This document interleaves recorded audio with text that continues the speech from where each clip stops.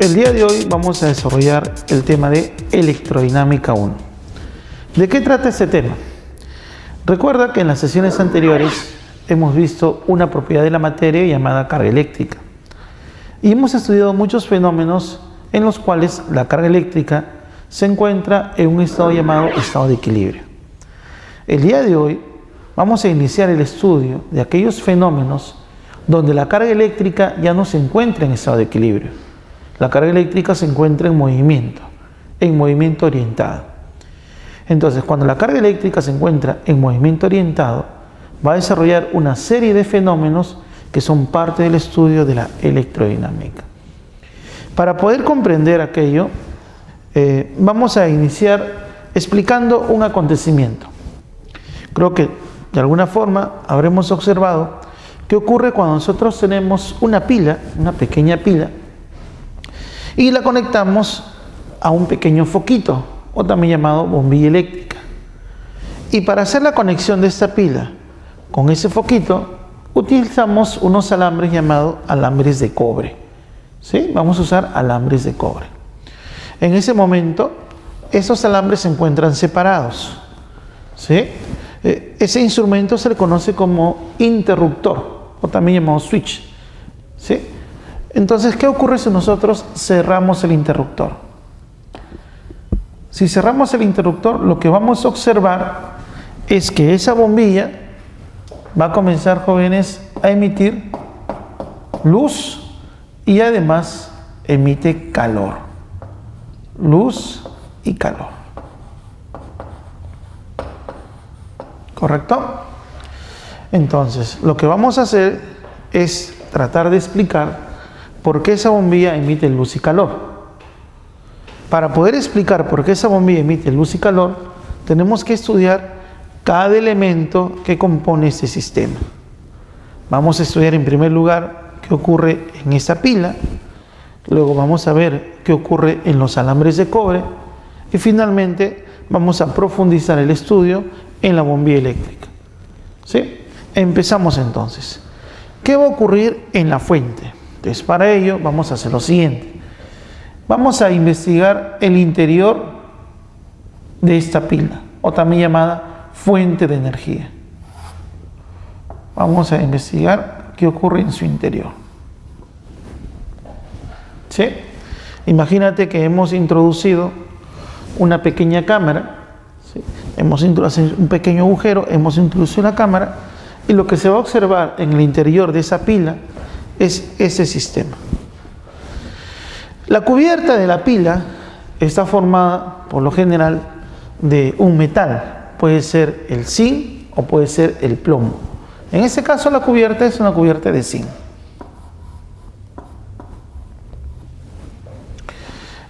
En la parte central, en el eje, esta barrita que se encuentra acá, que es la barrita que sobresale, ¿sí? Esa barrita es de carbón. Carbón. ¿Sí? Y entre ellos dos hay un líquido. Ese líquido es un ácido. Puede ser ácido sulfúrico. ¿Sí? Es un ácido. Entonces, ¿qué es lo que va a ocurrir con esas sustancias? Esas sustancias van a experimentar lo que se le conoce como reacciones químicas, reacciones de oxidación y de reducción. El zinc va a reaccionar con este ácido y ese zinc va a ir liberando electrones. Esos electrones que va a ir liberando se van acumulando en esta zona y luego van a ser desprendidos. Mientras que la barra de carbón va a reaccionar oxidándose con el ácido y por lo tanto se van a ir acumulando iones positivos en esa zona. Con lo cual, luego podemos representar a esta fuente, podemos representarlo de esta manera. Acá se encuentra la fuente. En la zona superior, que es la zona donde se acumulan los iones positivos, lo representamos con el signo más, y la placa de zinc que la cubierta lateral, presenta una envoltura. Esa envoltura es un material aislante, con lo cual esos electrones quedan acumulados en la parte inferior, en la base. Acá están acumulados los electrones. Y con lo cual, en la parte inferior vamos a representarlo con un signo menos. Entonces, vamos a decir que esa pila actúa como si fuera un dipolo eléctrico. Es decir, como acá hay una zona positiva, también existe una zona que presenta mayor potencial eléctrico. Y como acá hay una zona negativa, entonces acá existe una zona donde hay menor potencial eléctrico. Debido a ello, se establece un campo eléctrico. El campo eléctrico que rodea la pila siempre se orienta de las zonas de mayor potencial hacia las zonas de menor potencial. ¿Sí? Alrededor de una pila vamos a tener un campo eléctrico.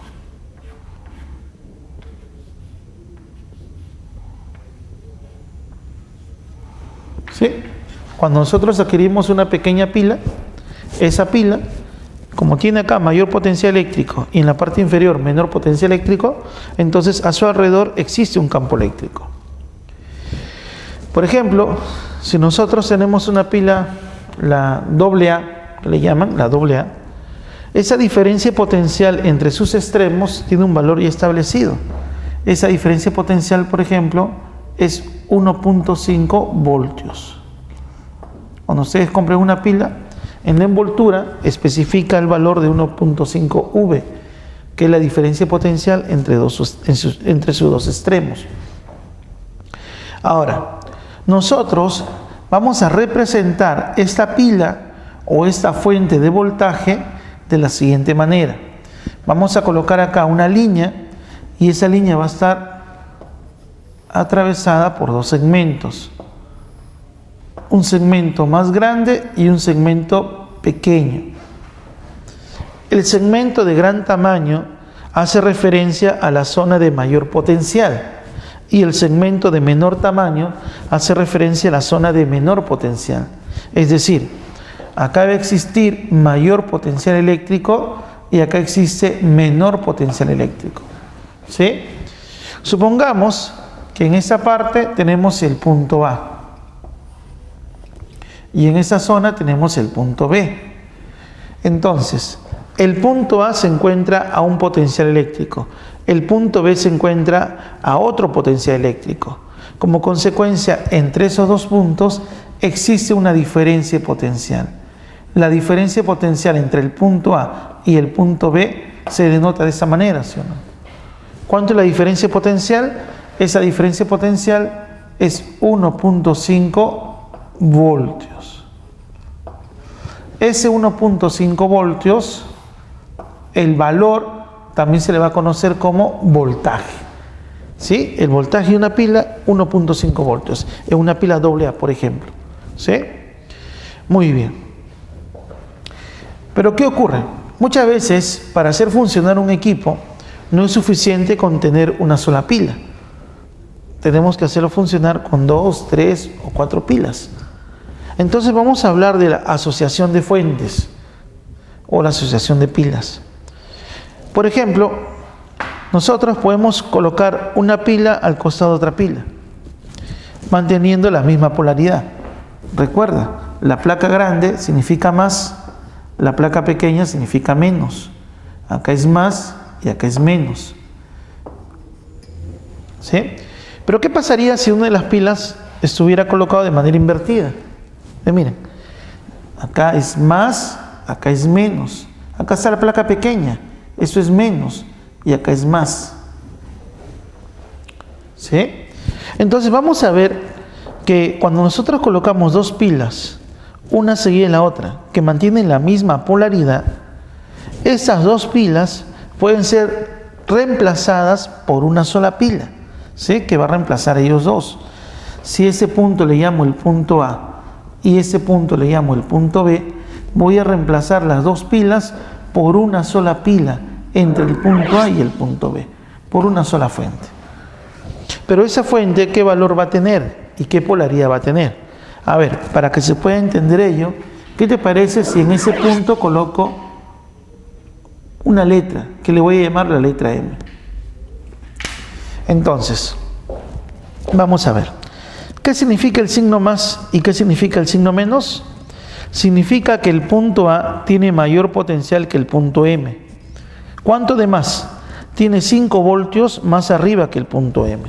¿Sí? A ver, para que me puedas entender mejor. Es como si acá estuviera el potencial en el punto A y el potencial en el punto M está más abajo. ¿Sí? ¿Cuánto más abajo? Está 5 voltios más abajo. 5 voltios. ¿Sí? Entre el punto M y el punto B, ¿quién tiene más potencial? Acá dice más y acá dice menos. Entonces el punto M tiene 3 voltios más arriba que el punto B. El punto B debe estar más abajo. Mira, el potencial en B debe estar 3 voltios más abajo. En consecuencia, si tú comparas ahora el potencial en el punto A con el potencial en el punto B, te puedes dar cuenta que el potencial en A es mayor que el potencial en B. ¿En cuánto es mayor? Es mayor en 8 voltios. Por lo tanto, yo puedo reemplazar estas dos fuentes por una sola fuente. De tal manera que el punto A debe tener 8 voltios más arriba que el punto B.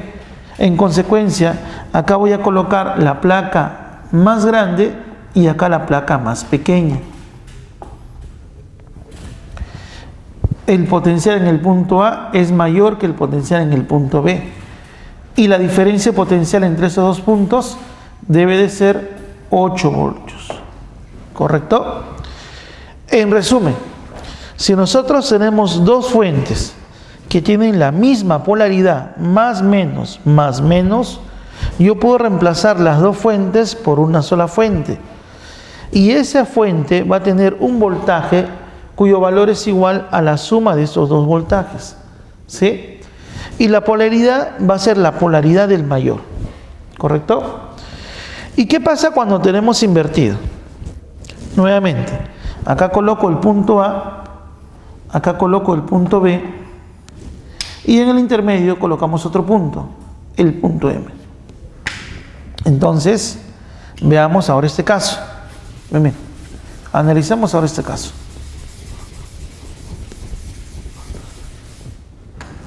Acá dice más, acá dice menos. Entonces, el punto A le gana al punto M en 5 voltios. Acá está el punto A, el punto M debe estar por debajo. 5 voltios más arriba es el potencial en A. Pero ahora yo comparo el potencial en M y el potencial en B. Y el punto B es el que tiene más potencial que el punto M. ¿Cuánto de más? Tiene 3 voltios más arriba. Entonces, el punto B debe estar más arriba que el punto M. 3 voltios más arriba. El potencial en B es mayor que el potencial en M en 3 voltios. Ahora comparo el potencial en A con el potencial en B. El potencial en B le gana, el potencial en A, perdón, le gana al potencial en B. ¿En cuánto le gana? En la diferencia, en 2 voltios. Entonces, cuando yo tengo dos fuentes que tienen polaridad invertida, más menos, menos más, lo que voy a hacer es restar los voltajes. Acá está el punto A y acá está el punto B.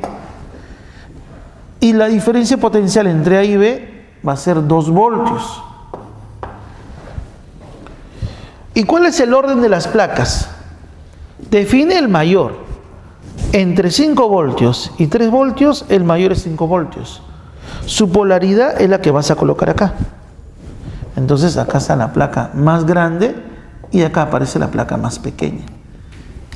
Acá está el signo más y acá el signo menos. ¿Correcto? Polaridades invertidas, resto. Polaridades iguales, sumo. En resumen. Esto es lo que ocurre entonces con las fuentes. ¿Correcto? Bien, entonces jóvenes, como ya hemos comprendido, una pila viene a ser una fuente de voltaje, porque a su alrededor, ¿qué genera? A su alrededor genera un campo eléctrico. Esta zona es la zona que presenta mayor potencial eléctrico y esa zona es la zona que presenta menor potencial eléctrico. Como existe una diferencia potencial entre esos dos extremos, existe un campo eléctrico. Acá hay un campo eléctrico que lo rodea. Acá es el campo eléctrico. Miren. El campo eléctrico siempre se orienta de zonas de mayor potencial hacia zonas de menor potencial. ¿Correcto? Muy bien. ¿Qué va a ocurrir cuando nosotros cerramos el interruptor? Apenas cerramos el interruptor, el campo eléctrico ingresa en el alambre conductor. Ingresa a la velocidad de la luz. ¿Sí? Y cuando ingresa el campo eléctrico, ¿qué va a ocurrir en el alambre? Vamos a estudiar qué ocurre dentro del conductor. Nosotros ya habíamos estudiado en la sesión anterior cuál es el comportamiento de los conductores eléctricos. Los conductores eléctricos presentan abundantes electrones libres. ¿Por qué? Porque esos materiales tienen sus átomos en su última capa, tienen pocos electrones. Generalmente tienen 1, 2 o a lo mucho 3 electrones. Entonces, esos electrones prácticamente van a estar desligados de la atracción del núcleo. Y estos átomos prácticamente pierden esos electrones. Esos electrones se le conocen como electrones libres, porque esos electrones están siendo compartidos por varios átomos. Muy bien. Entonces, todo material conductor, como el cobre, presenta abundantes electrones libres. Hemos colocado acá algunos de estos electrones libres. Esos electrones están deambulando, yendo de átomo en átomo. ¿Sí? Están deambulando ahí. ¿Qué ocurre cuando cerramos el interruptor? Al cerrar el interruptor, ingresa el campo eléctrico. Y miren, acá está el campo eléctrico.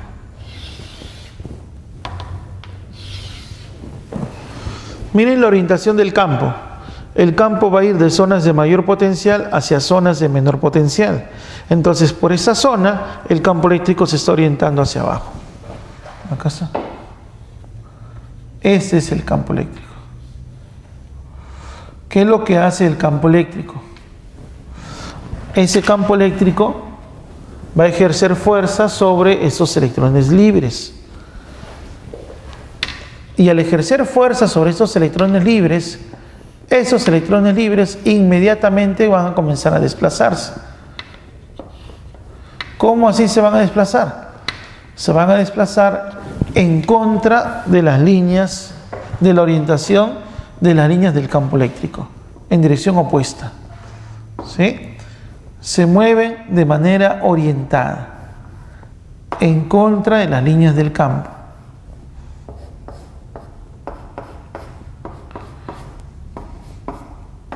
Todos se mueven en forma orientada. Todos van en contra de la línea del campo. A ese movimiento de partículas electrizadas, o también llamado portadores de carga, que se da de manera orientada, a ese movimiento se va a llamar corriente eléctrica. Esto es la corriente eléctrica. Es simplemente el movimiento orientado de partículas electrizadas. Ustedes de pequeños, de repente, por curiosidad, habrán ingresado los deditos en las tomas de corriente, ¿sí? Habrán sentido un remesón en el cuerpo. Ese remesón es debido a que el campo eléctrico ingresa a través de tu cuerpo y mueve los electrones que tienes en tu cuerpo, mueve las partículas electrizadas. Y ese movimiento de partículas electrizadas es corriente eléctrica, ¿correcto? Muy bien. A eso le vamos a llamar corriente eléctrica.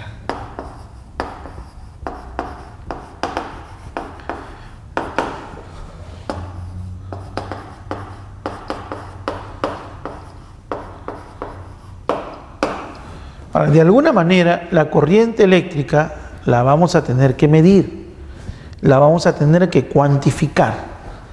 Y para poder medir la corriente eléctrica, vamos a emplear una magnitud física a la cual nosotros le llamamos intensidad de corriente eléctrica. ¿De acuerdo? Esa magnitud que mide la corriente eléctrica se llama intensidad de corriente eléctrica.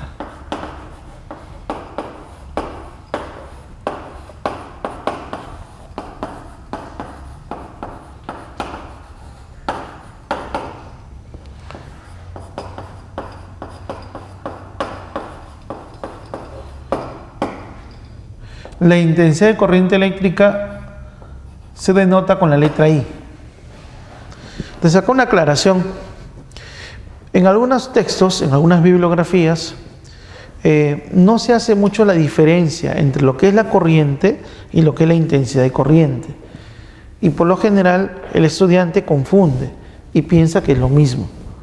La corriente es el movimiento y la intensidad de corriente es la magnitud que me va a medir, me va a cuantificar ese movimiento. De manera análoga, ¿no? Hemos estudiado, por ejemplo, el movimiento mecánico. Hemos hablado del MRU, del MRV, ¿sí? Y para poder estudiar el MRU y el MRV hemos definido algunas magnitudes, como velocidad, como aceleración. Entonces, no confundir. Una cosa es el fenómeno físico y otra cosa es la magnitud que me permite estudiar ese fenómeno, ¿sí? Jóvenes, ¿cómo definimos la intensidad de corriente eléctrica en forma matemática? Veamos. Como acá tenemos partículas electrizadas y ellas se mueven a través, jóvenes, del conductor, lo que vamos a hacer es lo siguiente.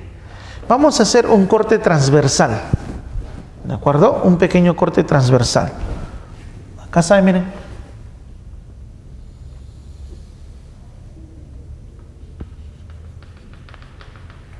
Si consideramos, por ejemplo, que el alambre tiene la forma de un cilindro, entonces el corte transversal sería un círculo. Ese es el corte transversal.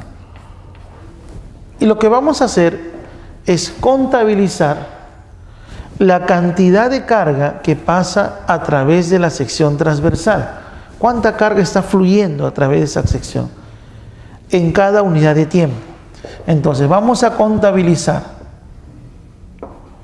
en un cierto intervalo de tiempo, ¿sí? En un cierto intervalo de tiempo vamos a contabilizar cuánta es la carga que pasa por la sección transversal, ¿sí? Por lo tanto, la intensidad de corriente eléctrica se va a definir como la cantidad de carga que pasa por la sección transversal entre el intervalo de tiempo. Claro, por ejemplo, si pasara un solo electrón, nosotros sabemos que la cantidad de carga de un electrón es 1,6 por 10 a la menos 19. En realidad es menos 1,6 por 10 a la menos 19, pero nosotros consideramos el valor absoluto. Si pasaran dos electrones, es 2 por 1,6 por 10 a la menos 19. Entonces la idea es contar cuánta carga está pasando, ¿sí? Y tengo que medir en qué tiempo ha ocurrido ese evento. Ese cociente es la intensidad de corriente. Por lo tanto, ¿cuál va a ser la unidad? La carga se mide en coulomb y el tiempo se mide en segundos. A ese cociente también se le conoce como ampere, en honor al señor Marie Ampère, ¿sí? Traduciendo al castellano, amperio, ¿sí? Jóvenes, ese valor de intensidad de corriente también se le conoce como el valor medio, ¿sí? Esto también le vamos a llamar el valor medio o la corriente media. Es la carga entre tiempo. Pero ¿qué ocurre? No siempre el flujo de partículas electrizadas se va a dar de manera uniforme. Y como la corriente no necesariamente va a ser uniforme, podemos recurrir a una gráfica. Para una corriente variable, acá coloco la intensidad de corriente que se mide en amperios. Acá coloco el tiempo que se mide en segundos. Y la gráfica que me indica cómo depende la corriente del tiempo puede ser una gráfica similar a esta. ¿Correcto? No necesariamente la corriente que fluye a través del hilo conductor es una corriente uniforme. Muy bien, pero ¿para qué me sirve esa gráfica? Si nosotros queremos saber cuánto es la carga que pasa durante un cierto intervalo de tiempo por la sección transversal del hilo conductor, ¿sí? Por ejemplo, desde ese instante de tiempo hasta ese instante de tiempo, yo quiero saber cuánta carga ha pasado a través del hilo conductor. Lo único que debo hacer es determinar el área de la región encerrada entre la gráfica y esas líneas verticales que pasan por los instantes de tiempo.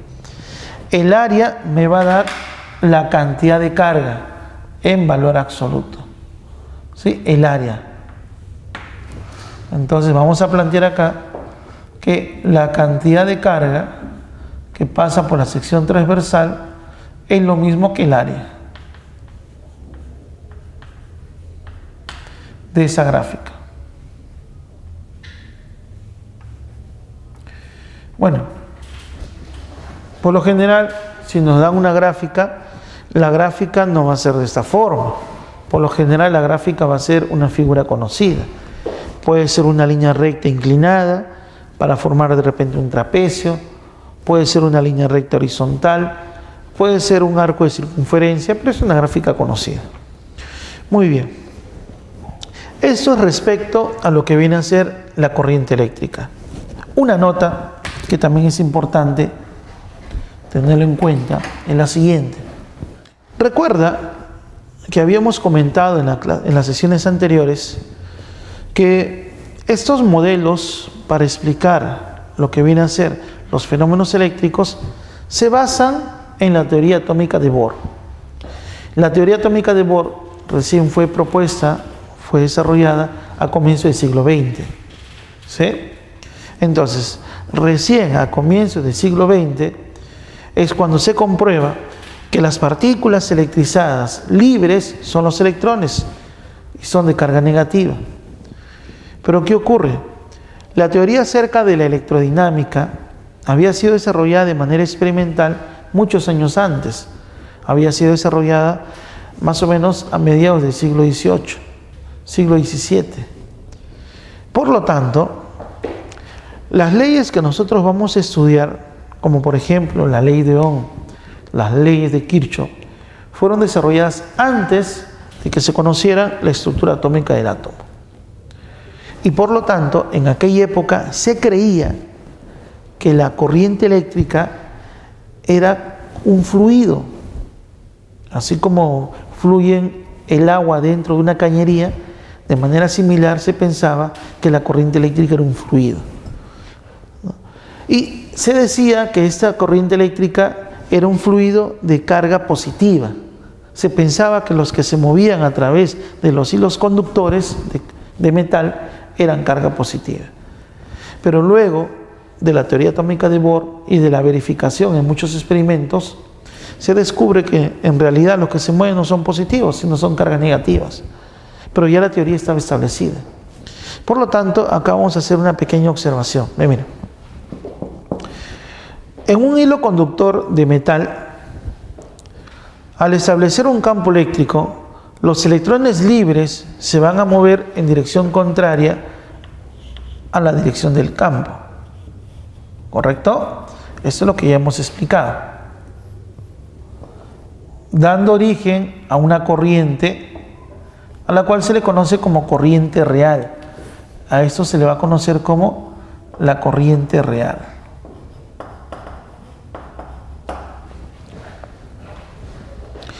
Pero ¿qué pasaría si nosotros consideramos que los que se encuentran dentro del hilo conductor libres no son negativos, sino positivos?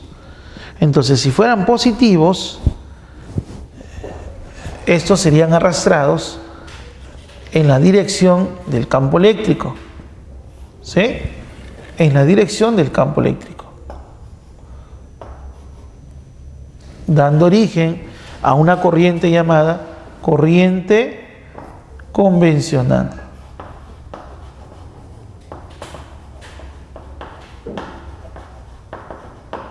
bien.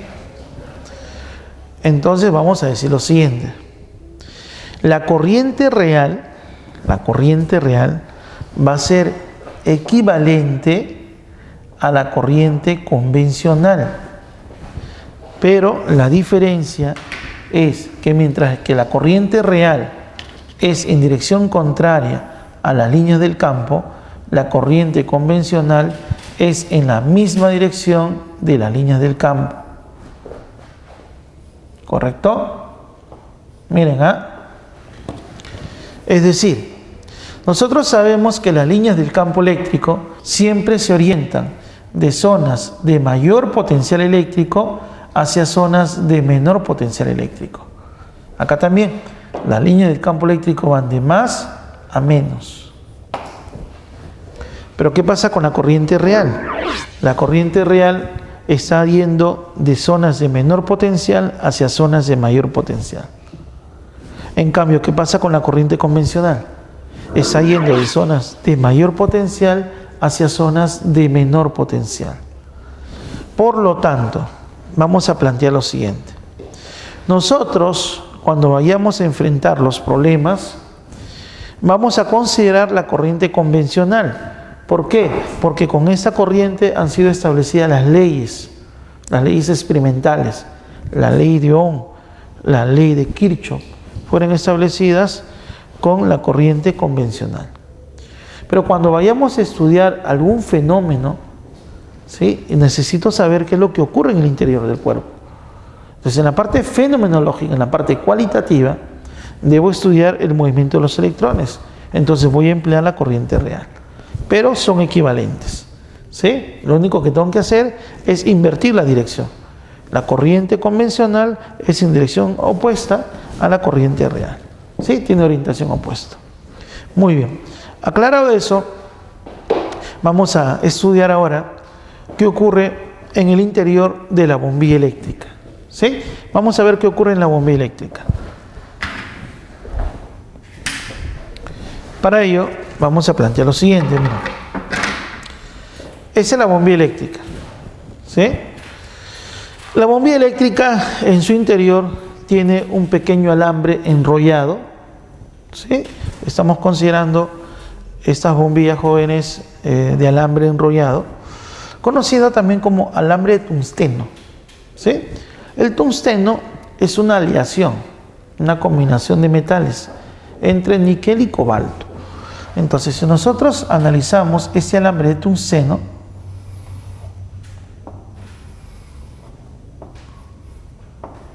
analizamos su interior, acá saben, miren, ocurre lo siguiente, miren.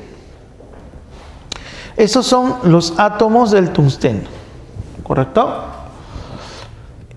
Y también existen electrones libres, ¿sí? También hay electrones libres.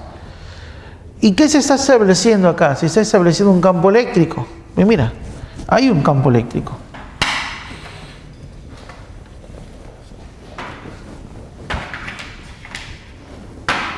Acá voy a representar el campo eléctrico. Estas son algunas de las líneas del campo eléctrico. Ese campo eléctrico, ¿qué es lo que le hace a los electrones libres? Los arrastra, ¿correcto? A los electrones libres los va a arrastrar. ¿Cómo los arrastra? En dirección contraria a las líneas del campo. Acá está, miren. Hacia arriba. Dirección contraria a la línea del campo.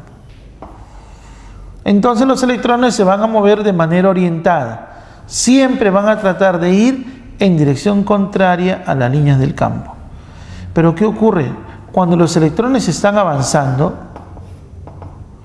esos electrones van a tropezar. ¿Sí? ¿Contra quién van a tropezar? Van a tropezar contra los átomos del tungsteno. ¿Sí? Ellos están avanzando, pero en el camino encuentran obstáculos, que son los átomos del material. Por lo tanto, estos electrones van a colisionar contra estos átomos. Al colisionar, desvían su camino. Impactan contra un átomo, impactan contra otro átomo, a veces retornan un poco, y así está. pero en todo momento el campo eléctrico trata de llevarlos en dirección contraria a las líneas, en todo momento. Pero el movimiento de esos electrones no va a ser un movimiento ordenado, va a ser un movimiento caótico, desordenado, ¿sí? Pero sí es orientado. Es caótico, desordenado, pero sí es orientado, ¿no? ¿Por qué? Porque están siendo jalados por el campo eléctrico. Muy bien. Entonces se dice lo siguiente. Se dice que el material, ¿de acuerdo?, ofrece una oposición a que la corriente circule a través de él. ¿Sí? ¿Por qué? Porque los electrones están colisionando contra los átomos del material. ¿Sí? Esa oposición que ofrece el material al paso de la corriente eléctrica es conocida como resistencia eléctrica. Eso es la resistencia eléctrica. ¿Sí? Entonces acá planteamos lo siguiente. A esta oposición que ofrece el material al paso de la corriente eléctrica, al paso de la corriente,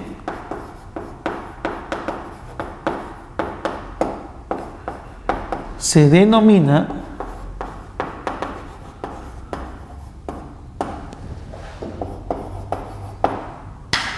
resistencia eléctrica.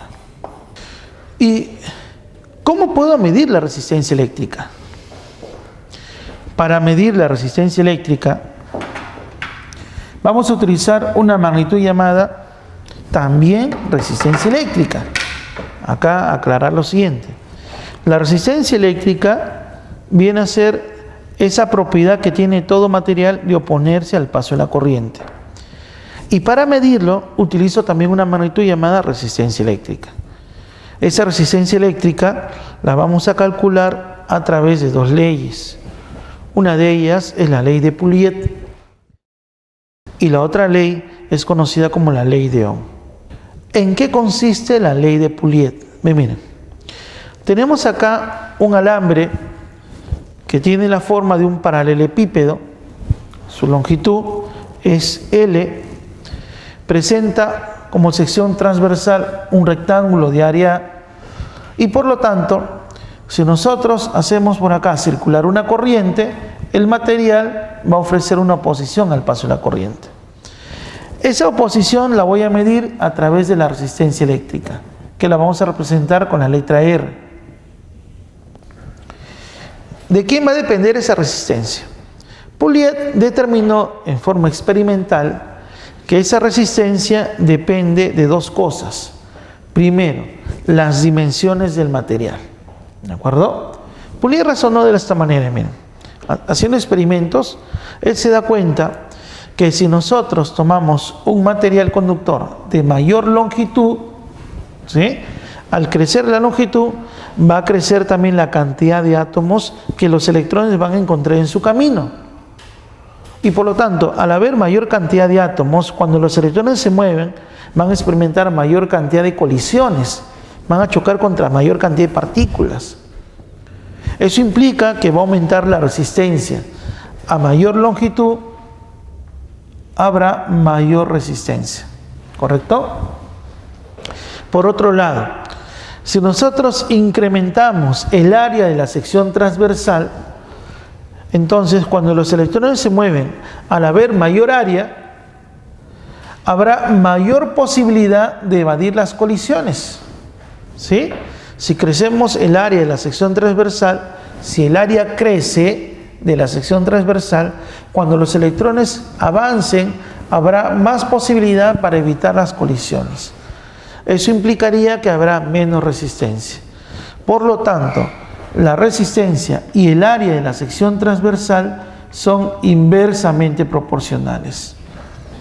Además de depender de las dimensiones, la resistencia va a depender también de la estructura atómica que presenta ese material, la estructura interna, atómica y molecular. ¿Sí? ¿Por qué? Porque internamente no todos los materiales tienen la misma estructura. ¿Sí? Jóvenes, y eso lo voy a representar a través de una magnitud que se le va a conocer como resistividad del material. Se representa con la letra griega Rho, Rho sub M. resistividad del material, ¿sí? Resistividad eléctrica. Entonces, el Rho sub M viene a ser la resistividad eléctrica.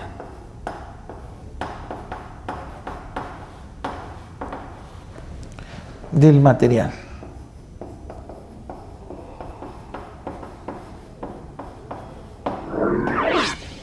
La resistividad, ¿en qué unidades se va a medir? Se va a medir en una unidad llamada ohmio por metro. Esa va a ser la unidad de la resistividad. Si yo coloco acá ohmio por metro, la longitud se mide en metros y el área en metros cuadrados. Entonces los metros cuadrados se van a ir con los metros cuadrados del numerador y la resistencia al final se va a medir en esas unidades que le vamos a llamar ohmio. ¿De acuerdo? Muy bien. La otra ley que me permite determinar la resistencia eléctrica fue planteada por el señor George Ohm. ¿De acuerdo? ¿En qué consiste esta ley? Miren, él realizó diversos experimentos y se va a dar cuenta de lo siguiente. Acá tenemos una fuente de voltaje. Esa fuente de voltaje, que es una pila, puede ser una batería, hemos establecido que entre sus extremos genera una diferencia potencial, V. V viene a ser la diferencia potencial entre los dos extremos. A ver, para que quede más claro, si ese punto yo le llamo el punto A y ese punto yo le llamo el punto B, entonces V representa la diferencia potencial entre el punto A y el punto B, ¿correcto? Esa diferencia potencial entre A y B. Ahí está. Si nosotros lo conectamos a una bombilla eléctrica, la bombilla eléctrica presenta resistencia eléctrica, ¿correcto? Tiene resistencia eléctrica. Entonces, ¿qué es lo que ocurre? Esta fuente, al ser conectada a la bombilla, hace que el campo eléctrico arrastre los electrones y por lo tanto se genera una corriente eléctrica. La corriente eléctrica que nosotros empleamos es la corriente eléctrica convencional. Esa corriente eléctrica convencional va de zonas de mayor potencial hacia zonas de menor potencial. Acá está la corriente eléctrica. ¿Correcto? Muy bien. Ahora, ese sistema representa un circuito eléctrico simple, sencillo. Ese circuito eléctrico va a tener un esquema, ¿de acuerdo? El esquema va a ser el siguiente. La pila, hemos dicho que se va a representar a través de una línea recta intersectada con dos segmentos, un segmento grande y un segmento pequeño. El segmento grande significa la zona de mayor potencial eléctrico, el segmento pequeño la zona de menor potencial eléctrico. Y acá se encuentra la diferencia potencial entre A y B, ¿sí? Ese punto es el punto A y ese punto es el punto B, ¿correcto? Muy bien. La resistencia que tiene esta bombilla eléctrica se va a representar también de manera simbólica. ¿Cuál va a ser el símbolo? El símbolo, jóvenes, va a ser una línea quebrada en forma de zigzag. Esa línea quebrada va a representar a la resistencia eléctrica que ofrece el material. ¿Estamos de acuerdo? Y nosotros estamos estableciendo que acá circula una corriente eléctrica. La corriente eléctrica está yendo ¿en qué sentido? De A hacia B, ¿correcto? Y miren, esa es la corriente eléctrica. Ahora, presten atención a lo que vamos a plantear acá. Miren, el alambre de cobre es un alambre que ofrece muy poca resistencia al paso de la corriente. Y por lo tanto, como ofrece muy poca resistencia al paso de la corriente, entonces vamos a decir que esta zona es como si no tuviera resistencia. Y si no tiene resistencia, entonces si este punto es B, el potencial en todos los puntos es el mismo valor. Acá también el potencial se va a llamar B. ¿Correcto? Lo represento con la misma letra. Igual en la parte superior. En la parte superior esa zona no tiene resistencia eléctrica. Entonces todos los puntos presentan el mismo potencial eléctrico. El potencial eléctrico estoy representándolo con la letra A. Acá también coloco la misma letra, la letra A. ¿Sí? Pero entre el punto A y el punto B, entre ellos dos, sí existe diferencia potencial. Entonces, como acá es el punto A y acá es el punto B, entre ellos dos hay diferencia potencial. Por lo tanto, en esta resistencia hay una zona de mayor potencial en A, hay una zona de menor potencial en B. Por lo tanto, en esa resistencia sí existe una diferencia potencial, la diferencia potencial entre A y B. ¿Correcto? Muy bien. El señor Ohm lo que hizo es establecer una relación entre esta diferencia potencial, esa corriente y esa resistencia. ¿Cómo así? Realizó diversos experimentos haciendo cambiar el voltaje en la fuente. Y si colocamos diversos valores de voltaje, obtenemos diversos valores de corriente. Un ejemplo sencillo. Cuando ustedes encienden un foquito con una pila, ¿no es cierto? Este foquito va a iluminar con cierta intensidad.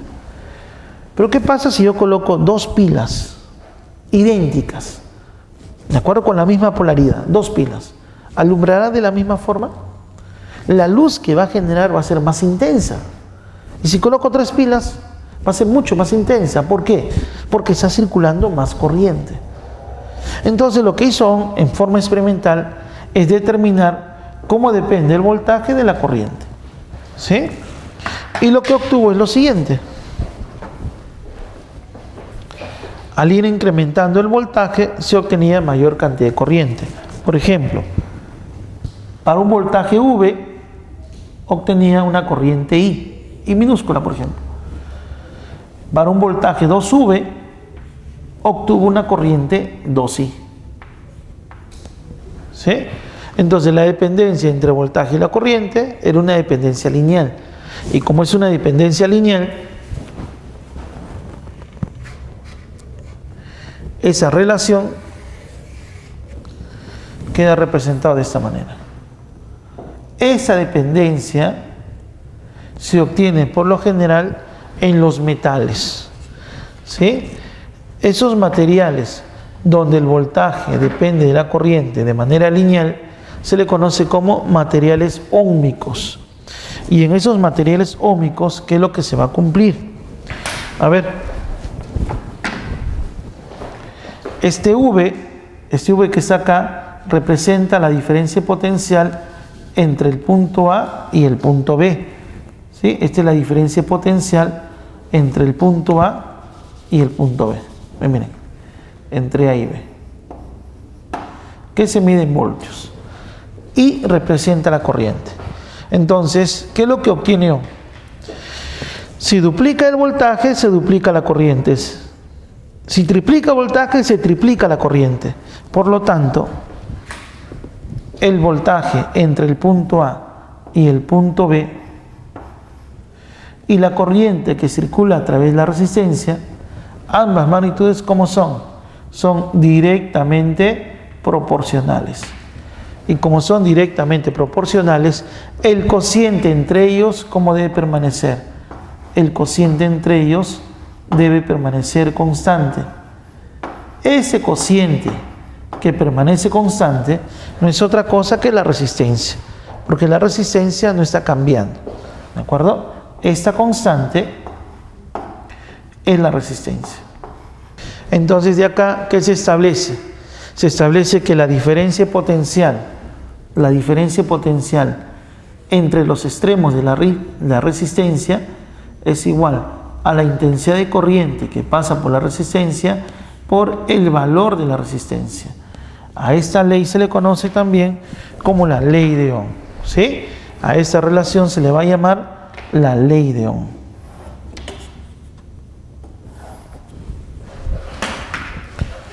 Muy bien. Si tenemos acá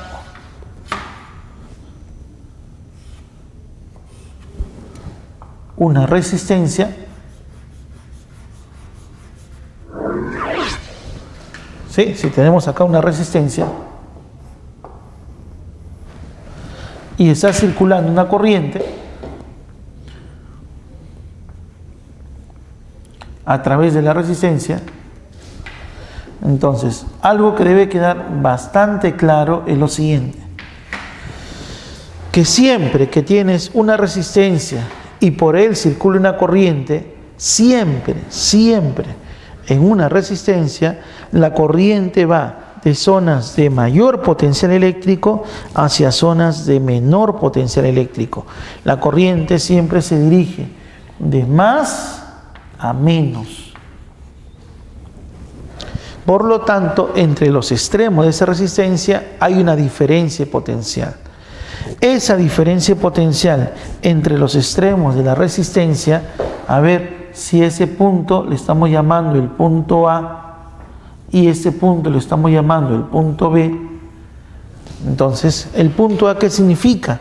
El punto A significa que acá hay un potencial eléctrico. Acá hay otro potencial eléctrico. El más significa que en A hay más potencial eléctrico. El menos significa que en B tenemos menor potencial eléctrico. Por lo tanto, entre estos dos puntos existe una diferencia potencial. Esa diferencia potencial es lo que estamos llamando diferencia potencial entre A y B. ¿Y cómo obtenemos la diferencia potencial entre A y B? A través de la ley de Ohm, multiplicando la intensidad de corriente por la resistencia.